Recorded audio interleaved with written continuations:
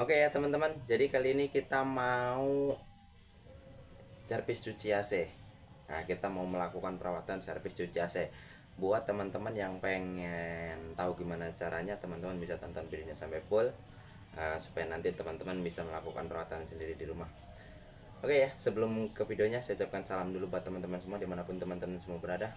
Semoga teman-teman dalam keadaan baik, sehat, dan pastinya berbahagia. Dan semoga teman-teman dan saya juga dilancarkan rezekinya ya, dan selalu dijaga kesehatannya, amin. Oke teman-teman, gak usah berlama-lama lagi, kita langsung ke videonya ya. Pertama, kita akan buka cover indoornya dulu. Nah, ini adalah cover indoornya ya teman-teman. Kalau teman-teman belum tahu, ini adalah bagian depan, adalah bagian cover indoor.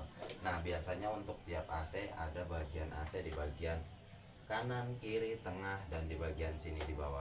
Kebetulan di sini udah saya buka. Nah, kemudian di bagian sensor juga sama ya teman-teman. Di bagian sensornya biasanya juga ada baut-baut. Pokoknya kalau teman-teman mau melakukan perawatan AC, teman-teman jangan langsung main buka-buka aja ya teman-teman.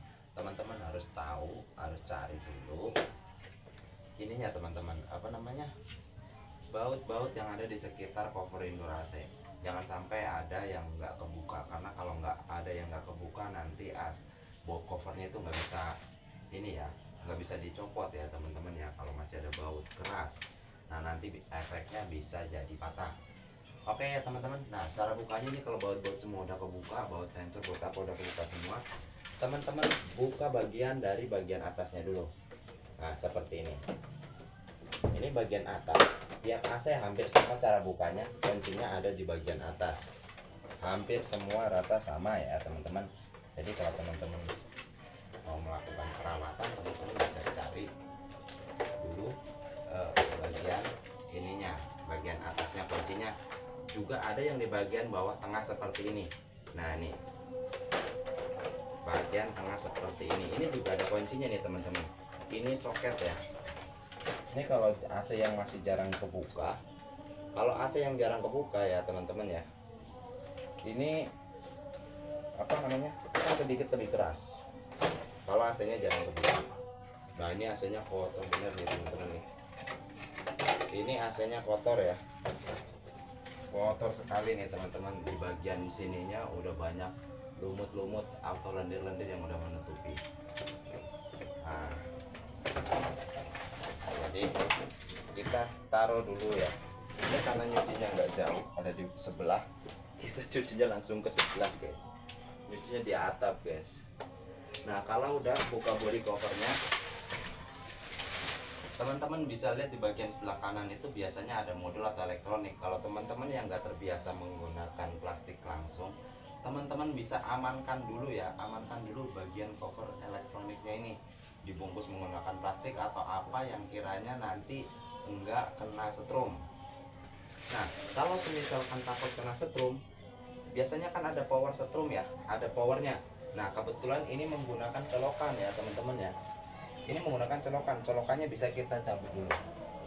Nah, colokannya kita cabut supaya apa? Supaya lebih aman. Kalau udah, teman-teman baru bungkus plastiknya, bungkus elektroniknya pakai plastik lah maksudnya. Kalau udah aman, ini karena saya udah biasa pakai nyuci begini ya teman-teman ya, saya nyucinya bungkusnya langsung aja. Jadi kalau teman-teman belum terbiasa, teman-teman mendingan dibungkus dulu menggunakan plastik ya, bagian elektroniknya. Supaya apa?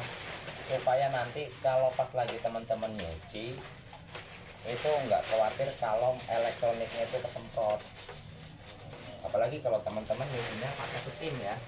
Kalau teman-teman nyucinya pakai steam enak, apa maksudnya, bahaya karena semprotannya terlalu kencang. Kalau teman-teman salah ngarainnya juga sama, ngarain arah steamnya juga sama, nantinya akan ini teman-teman, apa namanya, evaporator di bagian sininya ini akan bakalan pengok ya. Nah, jadi kita mau nyalain steamnya dulu. Nanti saya arahin buat teman-teman biar teman-teman tuh tahu kira-kira seperti apa posisi yang enak buat nyuci supaya AC-nya atau evaporatornya kisi-kisinya itu enggak pada pengok. Oke ya teman-teman ya, jangan kemana-mana, terus tonton terus videonya. Oke teman-teman, ini setirnya udah kita nyalain ya. Kalau teman-teman mau nyuci, utamakan arah semprotan air. Nah, ini di bagian depan ada arah air ya teman-teman ya. Bagian arah air ini jangan sampai miring-miring, jangan terlalu miring, juga jaraknya jangan terlalu dekat seperti ini kalau teman-teman belum terbiasa, kecuali udah terbiasa. Jadi cukup arahin seperti ini. Usahakan semprotan airnya itu rata, supaya apa? Supaya di bagian evaporatornya itu enggak pada pengok ya, enggak pada pengok, enggak pada peot, dan sirkulasi buat anginnya nanti kalau sudah tercuci kotor ya guys. Kalau udah tercuci angin sirkulasinya kalau udah kecuci jadi plong, jadi bagus.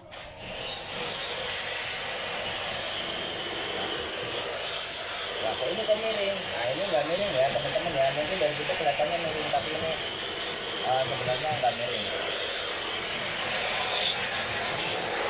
Nah, copot guys. Jadi kalau teman-teman mau nyuci, pastikan dulu bagian elektronik,